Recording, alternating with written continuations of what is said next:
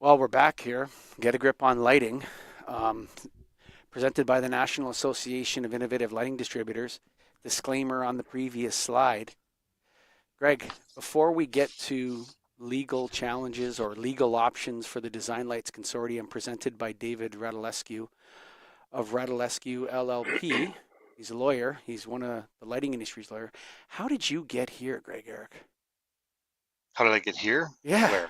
right here I now in mean, this spot. this, on this podcast? Yeah, like how did you get here? Legal challenges for design light. How did you get here, dude? I don't know. I wonder that sometimes. I mean, I look back to, we met at a nail convention many years ago. We've had a lot of good discussions, and then podcast started, whatever, 7 years ago, and it's kind of at the point of maybe this is what the podcast was meant to do: is call out what's wrong with lighting and figure out how to make things right. Yeah, I don't enjoy this, Greg. This part Yeah, of it. We used to have fun, didn't we? I thought so. That was the whole reason we did this, I thought. Yeah. Like it used to be a lot of fun. And I've received like emails from people, and there's been some backstabbing and people making allegations against me. And ever since this started, Greg, it's been like it's gone from being a fun side hustle to being like a burden. Like a Hmm. very big burden. And I feel like I sell light bulbs, folks. Greg's a light bulb salesman. All I'm trying to do here. Yes, I'm a light bulb salesman. We're from a very, very small little boutique lighting association of guys and gals who sell light bulbs and light fixtures to the public. And, we don't have any kind of axe to grind here. We don't care. And I hate doing this, Greg. I wish it wasn't like this. Do you agree? Totally, yeah. I'd much rather just be selling light bulbs and getting after it and having fun. But right now we're on more of a serious topic, and that's what we gotta. That's what we're getting a grip on. That's what the point of the podcast is, to get an understanding of all that's going on in lighting. And so we have our old friend back to the show. I don't know if he's old, but he's like a medium old friend. We're going to be given a presentation by David Radulesu in a moment, but I want to tell you guys out there that, Neil, this is a real David and Goliath battle. And Greg have stuck our necks out there really far here. And it's not comfortable. It's not comfortable for us. We don't like this. I don't want to be here. And you remember how that I purchased that horticultural lighting contractor about 2 years ago, Greg? Remember that? Yeah, yep. Now it's all about the DLC telling people how to grow food indoors. And it's Do like, that too. what the heck are you talking about? And it's like, no, dude, you don't know how to grow food. You know what I mean? Like, what's going Yeah. on here? So, anyway, we put out our podcast with our report, and I spoke to David Radulesu a little bit about it beforehand. And a lot of people they complain about lawyers, Greg. They say lawyers this, but you know what? David and I actually spent a lot of time speaking about what was best for the industry moving forward from this. And Hmm. he and I spoke about that. And I actually put a check mark in my little written book every time David mentioned something about what was best for the industry moving forward. David Radulesu, welcome to the Get a Grip on Lighting podcast. Good afternoon, Michael and Greg. I'm Hello. not sure if I should be thanking you or or asking you for an apology. We'll find out after the show. But as you know, yeah, the last thing I really wanted to do is get dragged into the middle of a dispute, right? Sure. And I'm here as a friend to the industry. I'm here as a friend to you know charities, Hmm. right? Educational charities, IES to various consortiums.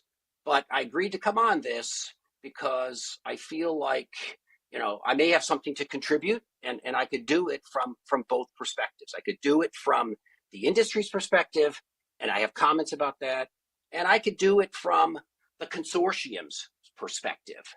And that's what I'm here to do. Offer some guidance, offer some comments, to try to help move the important mission of, I think, the DLC forward. Right, it's an important mission in a number of areas. It's not limited to, LED lighting. As you know, there's the horticulture aspect of it. There's the Luna aspect of it. And I think they're even getting involved in some EV stuff now. But I'm here to sort of offer comments. And as I said, I got about 30 slides that I spent, many days this week preparing on since I listened to your podcast last Friday night. Okay. So go ahead. You want to go? What you're going to have to do is just call for the next slide when you're ready for it. Okay, David? Sure. Okay, Scott, next slide, please. And before we get into the details of it, let me just frame, at least from my perspective, let's frame this debate, what it's about and why it matters. For those that may not be up to speed on it, but it's about access to energy rebate dollars. There's a lot of them. It's clearly over $1 billion, I think, per year still. It's about certification criteria either influencing or dictating the design of LED lights, right? It's about, should the DLC have the power to influence or dictate? At this point in the 15-year-old LED industry, and we could talk about the pros and cons of it, and I can do it from both sides, right? There's two perspectives. And then, most importantly, from the DLC's perspective is, why the industry, their industry trust is eroding. There appears to be some erosion. And I have comments to say, and I have suggestions to make. That's the table that we're living with. Scott, if you can go to the next slide. There's two sides to this debate, as I mentioned, right? It's the LED industry versus the DLC. And from the LED industry side, there's a perspective that they may want to dismantle the status quo, dismantle the DLC certification process, and force the DLC to revamp the way it's doing charity work, And if that's their perspective, one question to me is, what are the potential legal challenges to achieve that objective, right? There's legal challenges, and lawyers get involved with this. And we could talk about, and I'll spend half my time talking about these legal challenges from the industry side. And then halfway through, I'm flipping. I'm going to the next side. It's the DLC slide. And from their perspective, if they want to survive this industry outrage, right, or this industry backlash, whatever you want to call it, what do they need to do to earn back trust? And what do they need to do to move forward on their important mission? And those are the two sides to the coin. Before I dig in, lawyers always have disclaimers. And the good news is that on slide 4, I won't be reading these disclaimers as fast as you hear them on TV. I'm just going to go through them and just make clear what the purpose of my role today is. And just remember, the information that I'm presenting, it's being provided as a public service to the industry, right, to move the dialogue forward. I, as a lawyer, reserve my right to pick a side in this debate in the future, at a future time, to argue either against some or whatever I present today, or to argue for what I present today. And I'm reserving that right. I don't have a client at this point. I'm not representing any individual companies in this dispute, and I'm not representing the DLC at this point. That's the first disclaimer. The second one, I'm not intending to provide or offer any legal advice to the industry, to the DLC or its board today, right? So you gotta make sure you don't rely on this presentation for any action, right? Consult your own attorney if you want legal advice. And the last disclaimer is that there's no attorney-client relationship created with my firm or any of my lawyers, me in particular, until that type of relationship is established in writing. So those are the disclaimers. Let's go to one cautionary, and it's a last comment that I have. The question is, what did I do to prepare for today? What's the basis of my discussion? And I wanted to lay out, what I know about this dispute. And most of it has been gathered over the last week or so. I've obviously been aware of it for 1 to 2 years when NAILD put out their 2023 letter.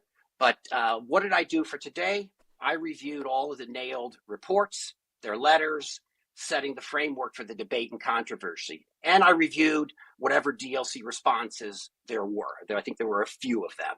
Second, I actually spent 100 minutes going through your Get a Grip, on lighting podcast last Friday night.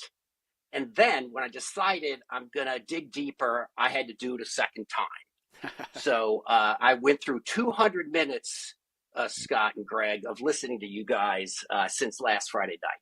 I've also reviewed the press coverage. Randy Reed's Edison report and some of the older Inside Lighting discussing the controversy. And then last weekend, I downloaded over 80 filings. You could go onto the Massachusetts State Public Charities website. You can get the charity income tax return. That's called the 990. You can get the annual reports. You can get an independent auditor's report with the financial statements. And they're all there, 1997 to 2023.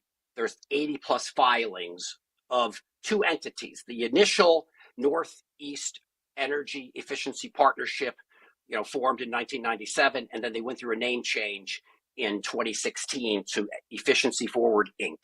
And then there were two sets of organization and bylaws of this entity back in 1996, and then an amendment in 2017.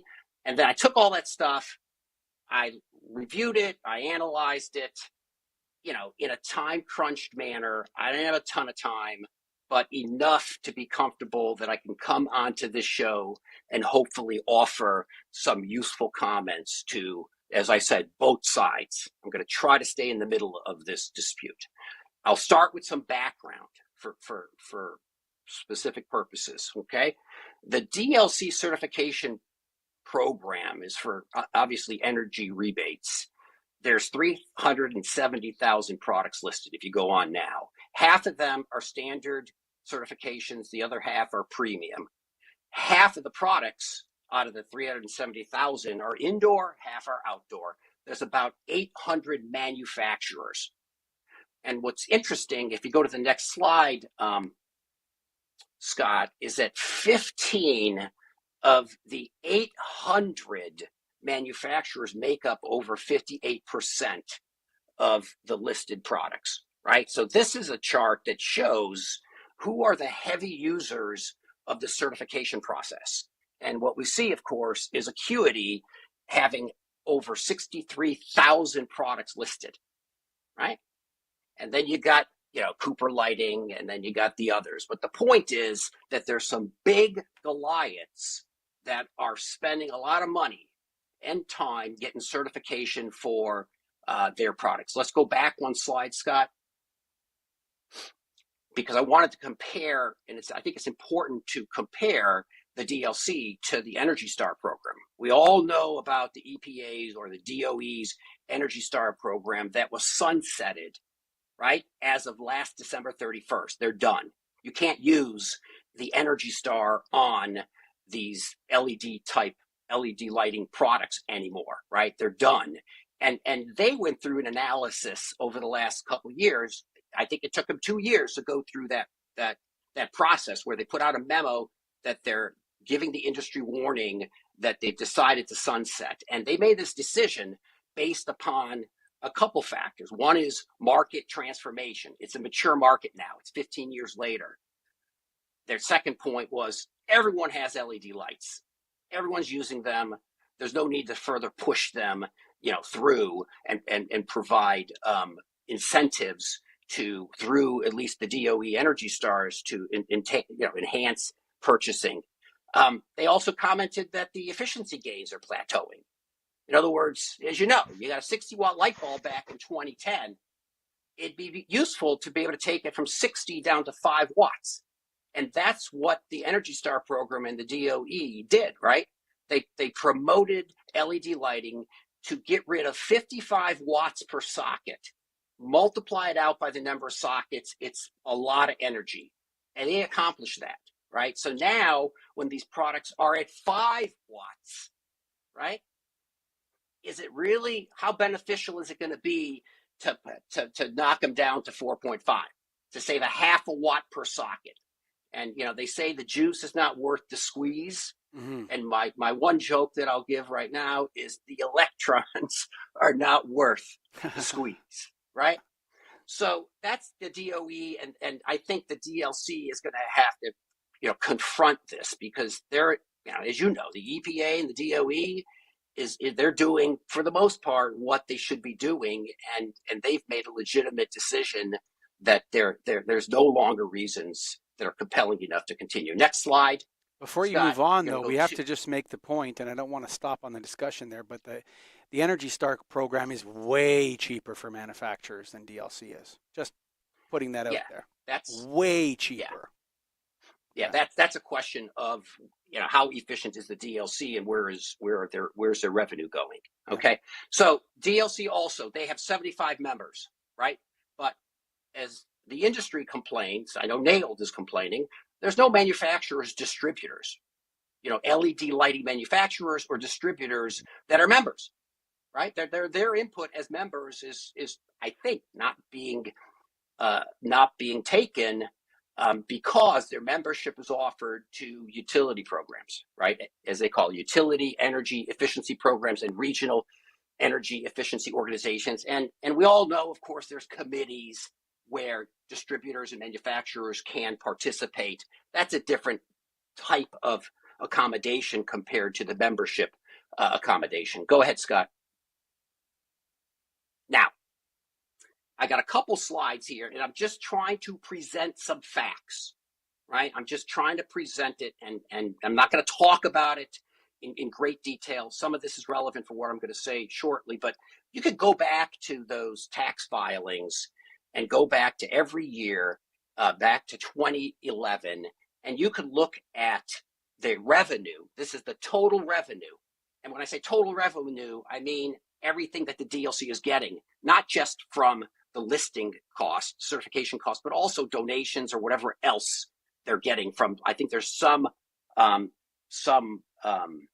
other money that they're getting, a couple $100,000 a year from various programs. But this is the total. Look at the total, and you can compare it to the listed expense. And what's interesting is you see that back in 2011, 12, 13, 14, and 15, and 16, the expense is approximately what the revenue was, right? Not a lot of money there that's left over. And between 2011 and 2015 or 16, they're doing awesome. They're doing awesome in terms of revenue of over $12 million, right? Back in 2016. Well, let's And preface then that. I'm going to change. You're doing awesome. I'm going to say that they're beginning to capture their nonprofit resources of the lighting industry. That's how I'll preface that. Okay. So the point is that they're doing well through 2016. And then 2017 is interesting because there's a $2 million excess. If you look, and I double checked it, I went back, I double checked. There's $2 million extra dollars, right? The expenses are $2 million short of the revenue.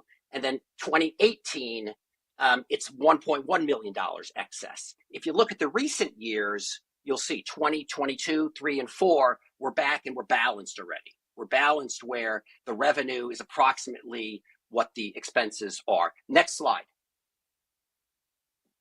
Now, I know that some people are concerned about the expenses that are being paid by the DLC to the certification, entities, and specifically to D and R, and their numbers are listed in these documents, and you could plot their expense. The cost to fund the certification through DNR is plotted on this graph, and what it shows is that at sometimes they were capturing 50% of the revenue, right? If you look at 2016, 50% of the revenue is $5.8 million is being used for certification expenses. Next slide.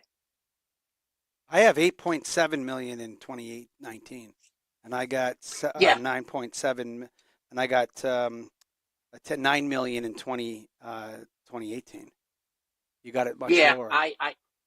I do, and I know that we spoke yesterday. I heard what you said, and I went back, and I'm pretty confident that I had to, believe it or not, when I put these slides up, it's like I've checked 2 or 3 times, and that's just the numbers that I see on the filings. You can also look at the expenses as a percentage of the total revenue, and what you see on this slide is that between 2011 and 2016, when the total revenue was between 5.3 and 8.9, the ratio, right, the percentage goes between 12%, and it's climbing up to, in 2016, to 50%.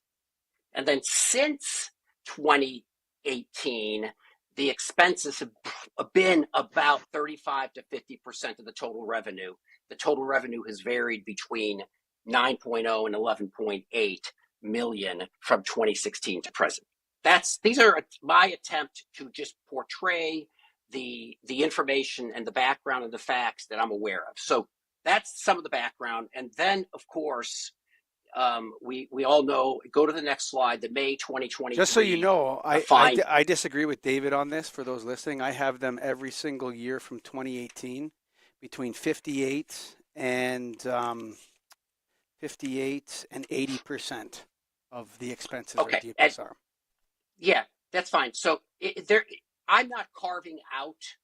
It would be nice if you can look only at the LED listing program, right? I have not carved out horticulture. I've not carved out the Luna program or the network lighting controls program, and that's just because I had to put this thing together, and I didn't want to spend too much time getting down into the weeds. That's just the LED lighting stuff. But if you add the other stuff on, my numbers will be correct. No. No. I think if I were to take my total revenue and subtract it out, the stuff that doesn't relate to the LED lighting, the percentages are going to go well above 50%. Okay, so good. It will possibly would come into agreement with your numbers, because your numbers are saying for the money that they're getting from LED lighting certification, over 50% is going to D+R.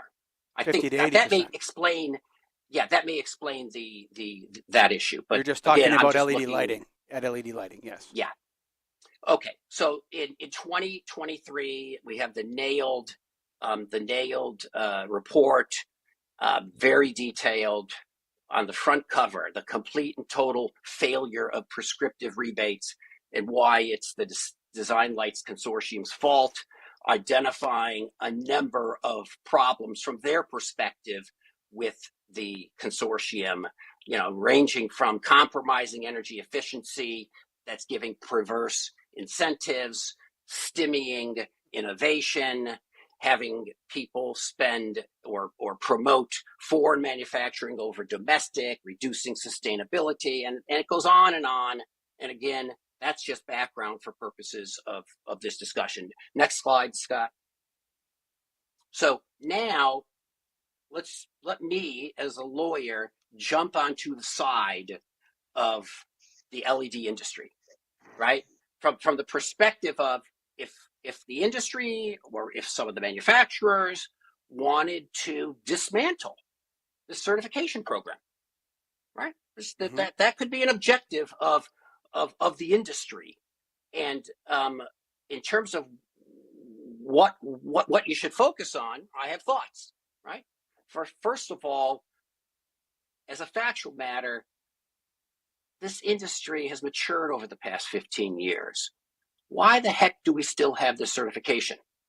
That's, as a factual matter, something that I'm sure many companies in this industry can have the perspective, right? And you should be arguing that look what the EPA did with Energy Star. They sunsetted it, right? Mm-hmm. When you evaluate the usefulness of this type of certification, they said, no, thank you. It's not worth it. The electrons aren't worth the squeeze anymore. Mm-hmm. And of course, there is an exception for recessed downlights. I understand that. The other area to focus on, given that the DLC is a 501c3 charity, I think private industries and companies will be focused on their tax exempt status. Mm-hmm. They're going to focus in on it. I think they're going to argue there's really these opaque vendor disclosures, the details of what D+R and other vendors are doing, very opaque in terms of understanding. They can also focus on, and I'll get into more of this shortly, but I told you that I got the bylaws from 2017 when there was an amendment. Yes. And I think there are people that are going to be focused on Article 7 of that, of those bylaws. I think there's also going to be Those are the the provisions relative to transactions of for-profit interests, right? Interested parties, interested persons. For-profit persons. Yeah. And then I think some people will focus on this so-called private benefit risk. In other words, when you have a charity and there's risk that there's some private individuals or entities that are, that are gaining an advantage that's not appropriate for purposes of a 501c3 entity, people will focus on that. And then obviously the governance and the oversight, they'll argue there's failures. And that is what I think, where we're at, right? I think if I take what the NAILD has done, and if I take the perspective that if I got engaged by private industry, private lighting companies tasked with addressing the DLC's role and purpose and their important mission in the industry, there's things that you can do to dismantle it. If that was the goal of some individual that wanted to invest the time, energy, and money into doing it, right? So that's the industry side. Let's go to the next slide. And there's the DLC slide, of course. Next slide, Scott. And remember the issue. If the DLC wants to survive this outrage, right, what does it need to do to earn back trust and move forward on its mission? And that's one of the reasons why I agreed to come on this podcast, is to offer suggestions from the perspective of someone that I think I could sit in the middle of this thing. I could comment on the industry, and I could comment on helping the DLC, right? And this is for purposes of trying to do right to the industry and trying to move the dialogue forward. Okay, so we'll start with some background that I think is relevant, right? And just as a reminder, in 1996, the Northeast Energy Efficiency Partnerships, Inc. was formed, a bunch of utilities in the Northeast. In November of 2016, right, there was a formal name change, Efficiency Forward, Inc. Okay? In 2017, for whatever reason, the board and management transitioned. And I actually have a couple slides showing this, I think, massive transition. At the same time, the corporate bylaws were amended in January 2017, and there's two provisions that I think private industry is going to focus on, and as a result, the DLC needs to focus on it because they have to address these issues, and they need to know now what's coming down the road if they want to somehow earn back trust. That's some of the background. Next slide, Scott. And no, hang on. That's Article 7. Go back, Scott, for a sec. That's back. the Article 7 amendment where they changed it to allow it to be easier for-profit interests to make money off DLC, correct? I'll get into what that says, and okay. I think that's going to be your characterization of it, and I'm not going there. Okay. But I don't know why they did it, but I think it's going to be looked at. Next slide. So what was interesting is the 2016 annual report. When you file taxes, your returns with the state charities and with the IRS, you have to identify officers, directors, trustees, and executives, the ODTEs, right? In 2016, 13 of them, massively populated with executive director, director of public policy, director of finance and administration, a president, a vice president, a treasurer, a clerk, and this one lists 6 board members, right? 13 people involved, all with fiduciary duties, all with obligations of loyalty. Then I told you the name changed at the end of 2016, and in 2017 there was an amendment. And now if we look at the 2017 annual report, go one more slide, Scott. What you find in the identification of the ODTEs, it was a transition year, right? This is a transition year. Remember the income, how well they were doing, even as of 2016, for whatever reason, and I don't know why, but they changed their name, and the board and all the ODTEs switched. And so what you got is in 2017, they lost all but 2 of the 13, right? So 11 of the 16 of the 13 are gone. The control group, this whole group goes from 13 down to 8. And now we got 6 new ODTEs with a new name, with amended bylaws, and we only have 2 left over, and that would be 2 board members that I guess I won't identify right here, but they're circled in green. Okay, so again, this is just what I think the public and what the DLC is going to see when they start looking into this. Next slide. And I told you about the name change to Efficiency Forward. Go ahead, next slide. And back in 1996, there was a article that dealt with personal liability of officers and directors, and that's Article 9. It refers to fiduciary duty. It refers to duties of loyalty. Duties of loyalty. Right, that's the old. The old. Right, next slide. Now, again, the January 2017 bylaws, all new. And there's 2 things that I think people are going to focus on. They're going to focus on the article on indemnification. And this is indemnification of, I think, officers and directors. It's Article 9. It's a page and a half of protection for the officers and directors, paying of legal fees and things of that nature. And I'm not going to comment on it, but it's there, and someone is going to look at it. And then the Article 7 that we mentioned earlier is relating to transactions with interested persons. And go to the next slide, Scott. And here's the language. And all I want to say is that this provision makes reference to this absence of fraud standard. And it does it a couple times in connection with whether a director or officer or whether the company may enter into contracts and transact business with one or more officers or directors. And they have this absence of fraud provision. As long as there's no fraud, it's okay, right? And the contracts can't get invalidated as long as there's no fraud, okay? Next slide. But it doesn't have the duty of loyalty. They've removed the duty of loyalty. They removed it. It doesn't mention it, but again, I'm not going to comment on whether it changes anything, right? Because there's also but it's going backwards. It's going backwards. It's less transparency. Well, I think someone will argue. I think the industry could argue that provision was outdated.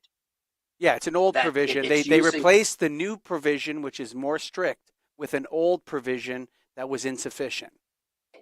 Yeah, I'm not going to get into that type of dispute, but someone may argue that it's old, that it's obsolete with respect to referencing the absence of fraud for 501c3s. That current law may require full disclosure, recusal, and approval by disinterested directors with documentation. And again, I'm just trying to flag issues that I think it makes it easier for people involved. Hang on, it makes it easier for people involved to do deals. That's the bottom line. I'm not going to go there, Mike. It also may allow the executive director to be paid by the company. And that's the other thing. The other part of this is like the executive director is a professional getting paid, I think, having a contract with the company. And if the executive director is actually on the board of directors, you got to deal with that. So that's why I'm not going to sort of talk about like why these provisions were changed. All I can say is that I think people will focus on this absence of fraud standard that if I was hired by the industry, I would be digging into. If I was hired by the board, right, by the board of DLC, I'd be digging into and explaining why there's no problem here. There's no problem here. But you'd be focused here. There's no problem with the amendment in 2017 because of the way they were doing business. I mean, the DLC will take that position. They just have to be aware that someone's going to focus on it and they need to deal with it. So anyways, next slide. So comments about, just introductory observations, personal introductory observations. And if you're listening to this, the slide is the DLC. Will the DLC survive industry outrage? That's the slide if you're listening to this. And I'm going to get to comments on what the DLC should do, but before I get there, just remember, not-for-profits are unique, right? They don't have any shareholders. There's no shareholders. The DLC has right now they have 8 board members. And I believe if they all were to resign, and the corporate actions are stopping, freezing. There's eventually the executive director can't write checks because there's no board that they're reporting to. And so there'll be a freeze that will kick in, weeks or months. And at that point, a court may have the authority to appoint interim directors. And the way that happens is the Massachusetts State Attorney General's responsibility for public charities would be come in, realize there's no board members, make a motion to the court to appoint interim directors to take care of this charity. And once they're appointed, then you could reconstitute the board or you could resume governments, right? Those are just comments about generally what happens with these not-for-profits and what happens if you get board members that start resigning, okay? But my advice and my comments are that the DLC, needs to stay away from focusing on all these allegations. They really need to not listen to you, Mike. They need to ignore They need to not get on your podcast and disprove whatever you're saying, whatever the industry is saying. And I say that just out of being a friend to the whole industry, is their focus should be to earn back trust. They need to focus on how are they going to earn back trust, from the industry. It may mean coming out and explaining anything that anyone wants to talk about with respect to some questioning activity, but focus on getting the trust back, because that's number one. Number two, my recommendation and my personal comment would be reconfigure the board to allow broader representation and promote industry trust, right? Because that's what they need. They need industry trust. And I think the very small board that's very much limited to just some participants in this industry. Energy efficiency program consultants. Yes. So this is my introduction to, or my introductory observations. And let's get into some specifics, Scott. If you can go to the next slide. Okay. What does the company or what does the board need to think about? As I said, either expanding the board, right? If you bring in more directors and start getting elections that are made to put and reconfigure the board to make it more balanced, right? You can do that by expanding it and then sequentially reconfiguring it to get more members. And this is something that I think the DLC should consider to get broader spectrum of stakeholders across the industry. Include the manufacturers, include the distributors.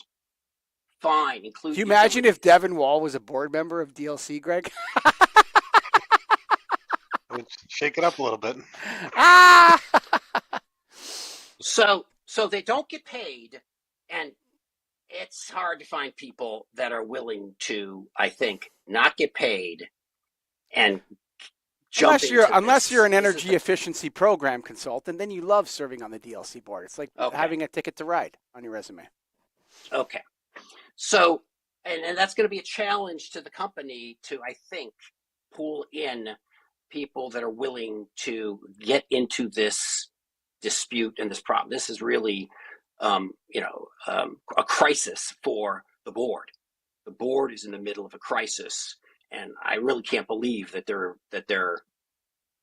I don't know how long these people are going to be willing to stay in the middle of this thing.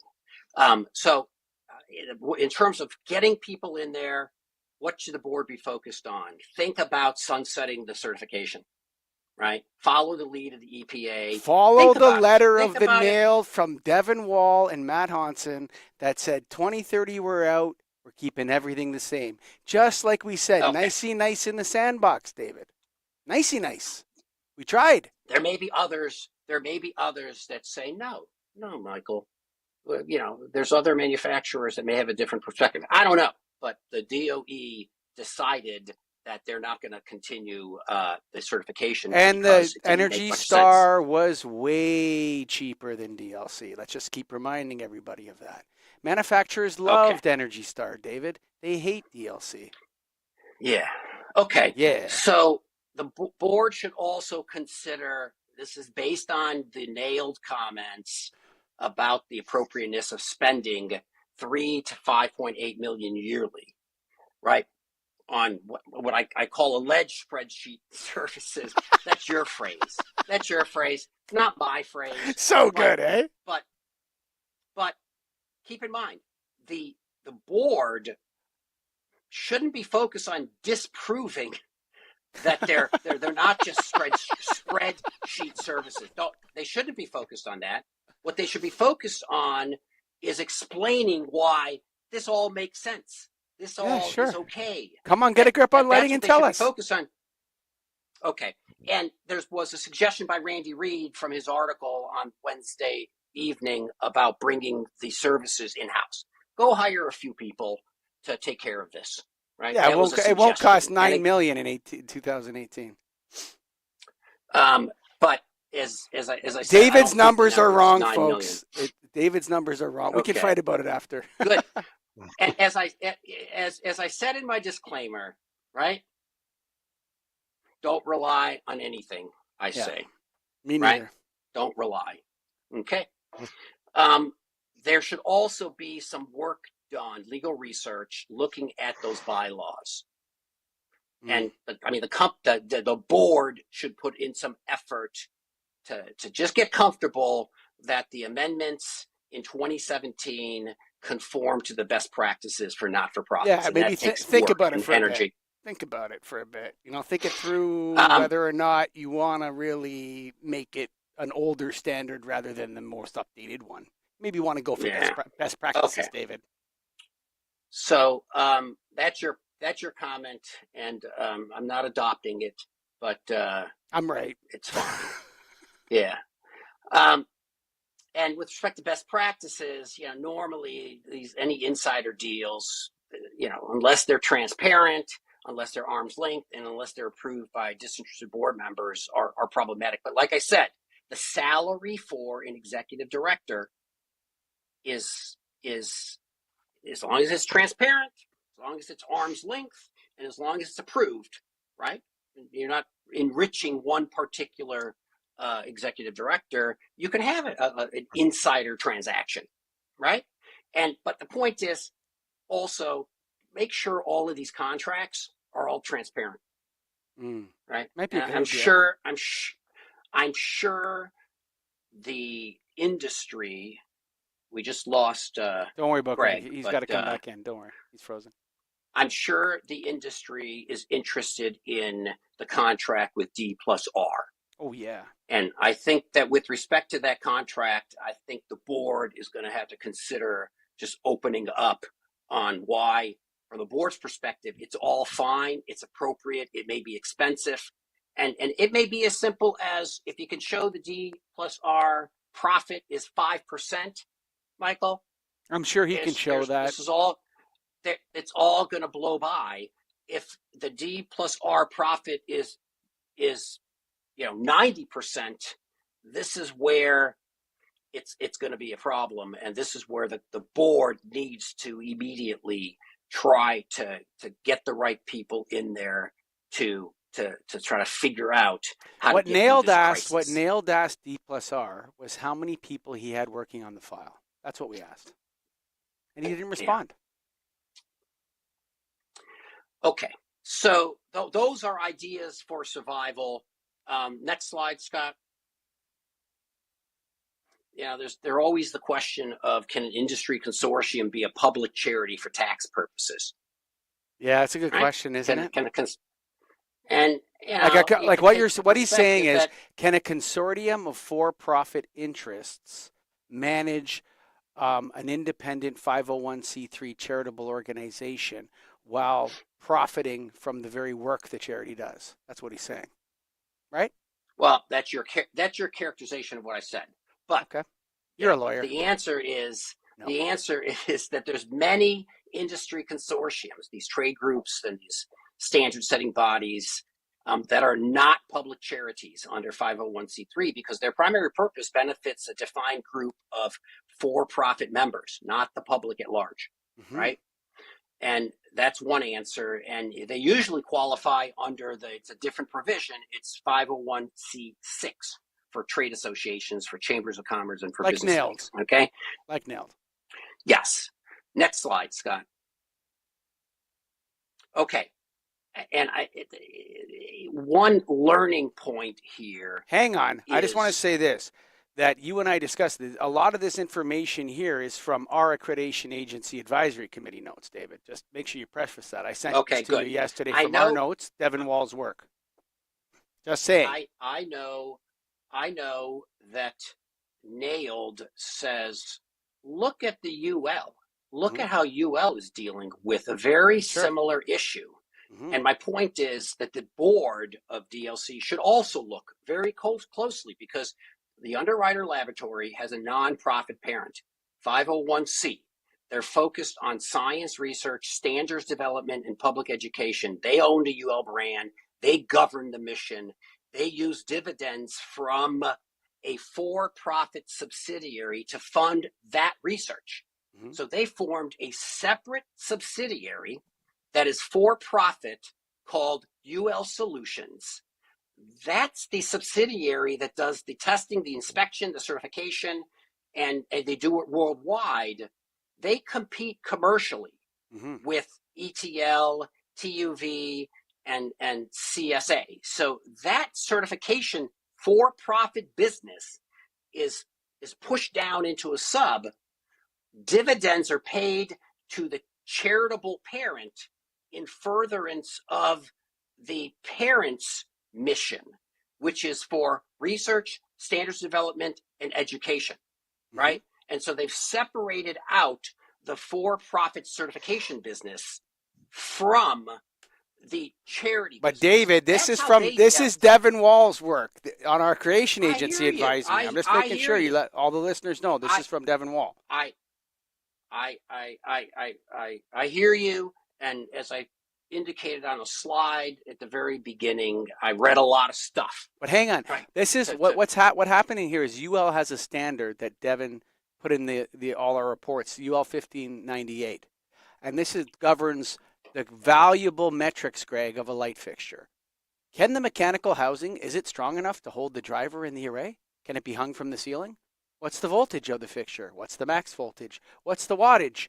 What's the lumens? I don't know if it's lumens, but Devin had it all in his report because when we did our accreditation agency advisory committee, Greg, we looked at UL, we looked at Intertech, we looked at all this stuff, and what we found was that the certification piece was for profit and competitive, and Intertech, ETL, and all the other certifications compete with each other to certify fixtures to the UL 1598 standard.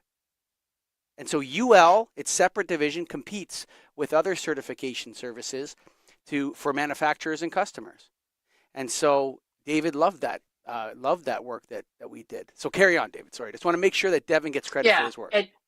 and my comment is that the board of DLC should consider, again, they got to get back trust. They got to get the public and the industry to trust them. And maybe if they're going to keep certification, push it down into a for-profit sub and try to make as much use of how the underwriters lab set up their system to deal with this. It also allows, right? Remember the horticulture lighting? Sure. Remember Luna? Remember network lighting controls? It's like everything's all intermixed right now, and that's one of the issues. And you can't be the certifier and the standards person.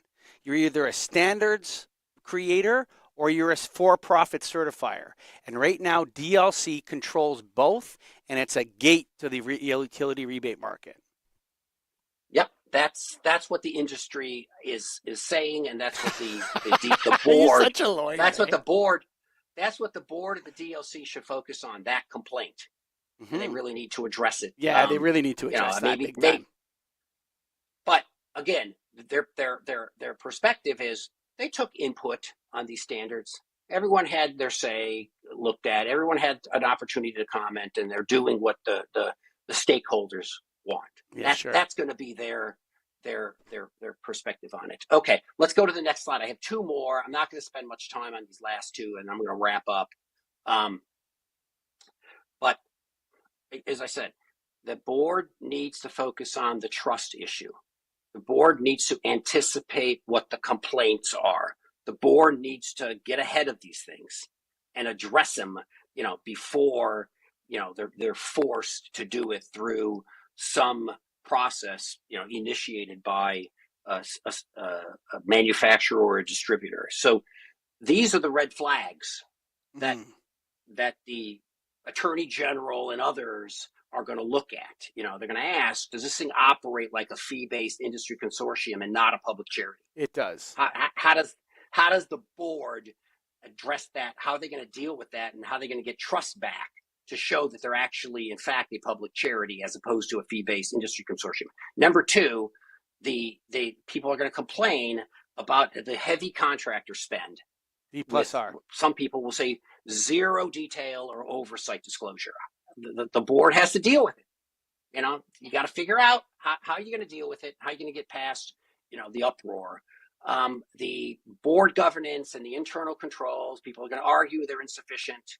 And again, instead of arguing, oh, they're sufficient, they should be figuring out, how do we get the trust back? How are we going to move forward?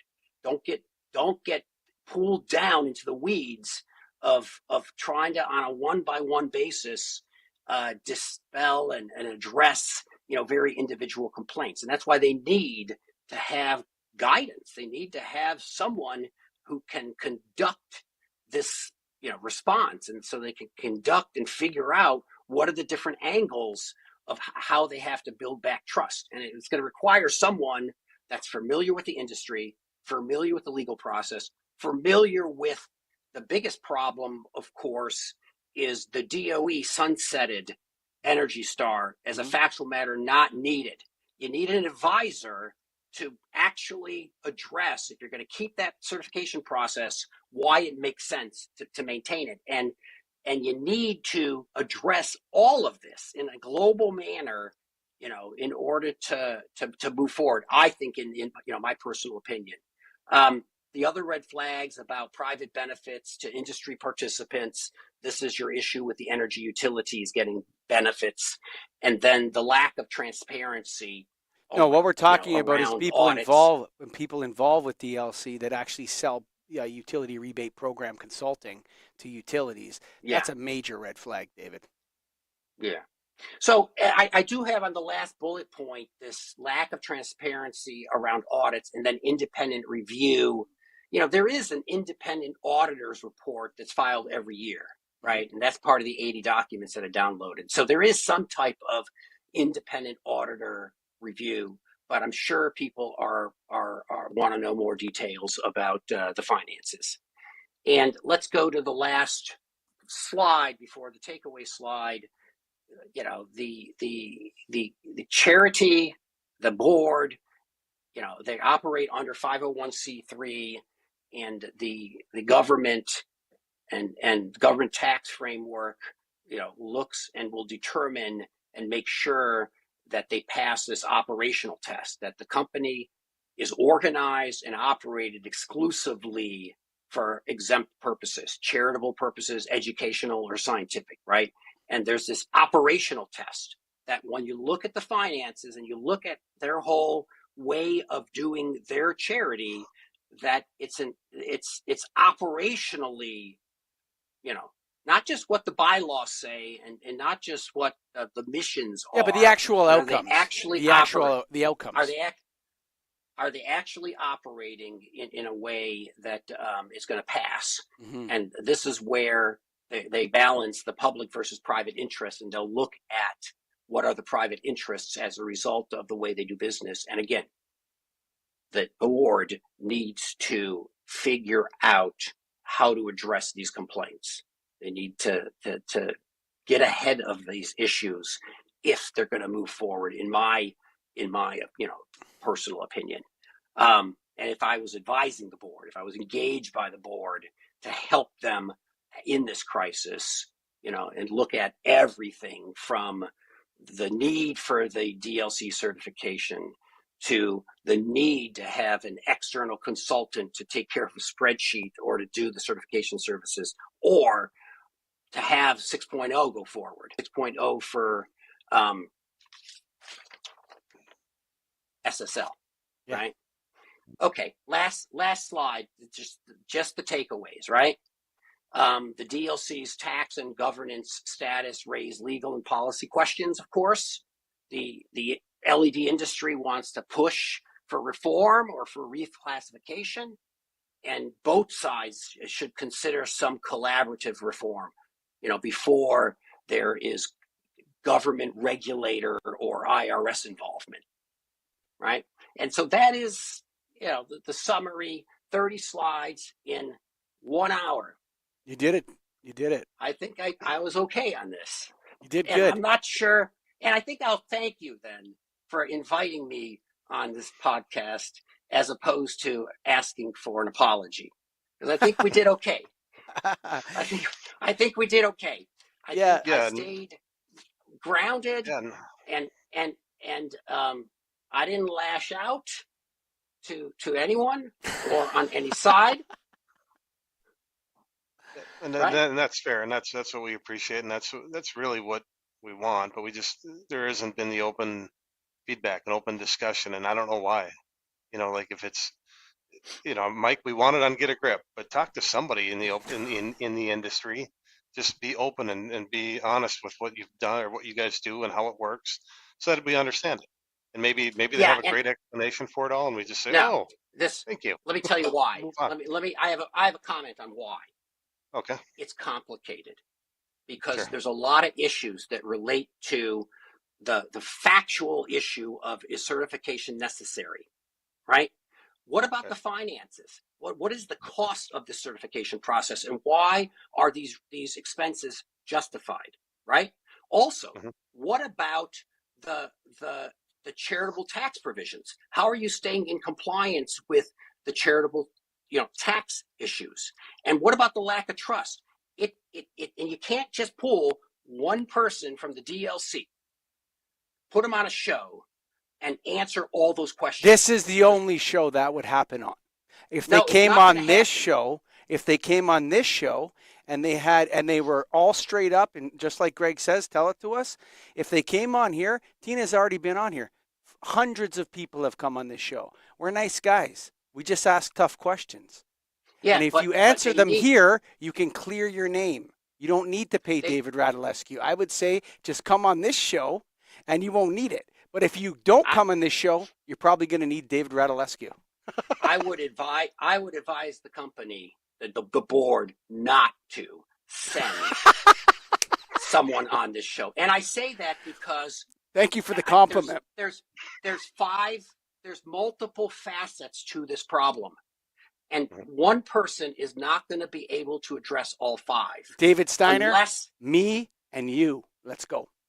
Now, they need to engage I'm going to say they need to engage probably a lawyer to get around all these issues and have the lawyer go on your show representing the DLC and explaining how on all these issues, right? There's no real problem. Good right? luck with that. These are just unjustified complaints and Good luck. unjustified focus. Okay? David Radulescu. You can find him at radip.com. You're going to see his phone number up there. David Radulescu, PhD. He's a friend of the show. Every time we need legal opinions, we call David because he knows the lighting industry. And you know what? Like I said earlier in the show, when we were talking initially on the phone back and forth and emailing, there was a constant focus also on what's best for the industry here.